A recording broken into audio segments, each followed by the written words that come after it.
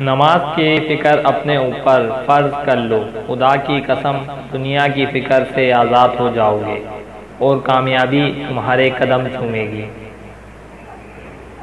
لوگوں کو اسی طرح معاف کرو جیسے تم خدا سے امید رکھتے ہو کہ وہ تمہیں معاف کرے گا۔ زندگی کا ہر دن آخری سمجھو۔ اپنی سوچ کو پانی کے قطروں سے بھی زیادہ شفاف رکھو، کیونکہ جس طرح قطروں سے دریا بنتا ہے اسی طرح سوچوں سے ایمان بنتا ہے۔ اپنے بہترین وقت کو نماز میں وقف کرو، کیونکہ تمہارے سب کام تمہاری نماز کے بعد قبول ہوں گے۔ اگر کوئی تم سے بھلائی کی امید رکھے تو اسے مایوس مت کرو، کیونکہ لوگوں کی ضرورت کا تم سے وابستہ ہونا تم پر اللہ کا خاص کرم ہے۔ محبت کی پہلی شرط عزت ہے۔ جو عزت نہیں دے سکتا وہ سچا پیار بھی نہیں دے سکتا۔ تم کسی کے ساتھ بھلائی کرو اور تمہیں اس کا بدلہ برائی کی صورت میں ملے تو سمجھ لو کہ تمہاری نیکی قبول ہو گئی۔ کسی کا عیب تلاش کرنے والے کی مثال اس مکھی کی جیسی ہے جو سارا خوبصورت جسم چھوڑ کر صرف زخم پر ہی بیٹھتی ہے۔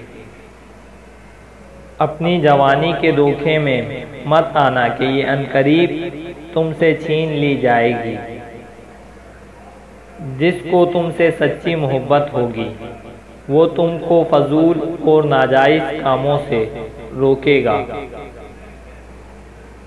جو تمہاری خاموشی سے تمہاری تکلیف کا اندازہ نہ کر سکے اس کے سامنے زبان سے اظہار کرنا صرف لفظوں کو ضائع کرنا ہے۔ کسی کو تم دل سے چاہو اور وہ تمہیں ٹھکرا دے تو وہ اس کی بد نصیبی ہے، تمہاری نہیں۔ خدا سے مانگنا شجاعت ہے، اگر دے تو رحمت اور نہ دے تو حکمت۔ مخلوق سے مانگنا ذلت ہے، اگر دے تو احسان، اگر نہ دے تو شرمندگی۔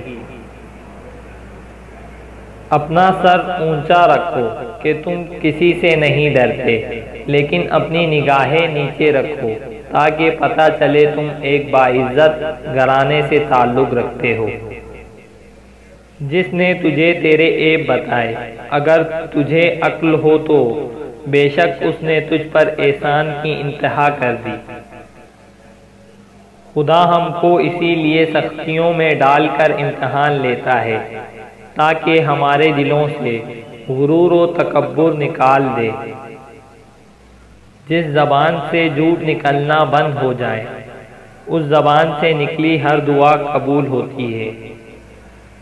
تم گلاب کا پھول بن جاؤ، کیونکہ یہ پھول اس کے ہاتھ میں بھی خوشبو چھوڑ جاتا ہے جو اسے مسل کر پھینک دیتا ہے۔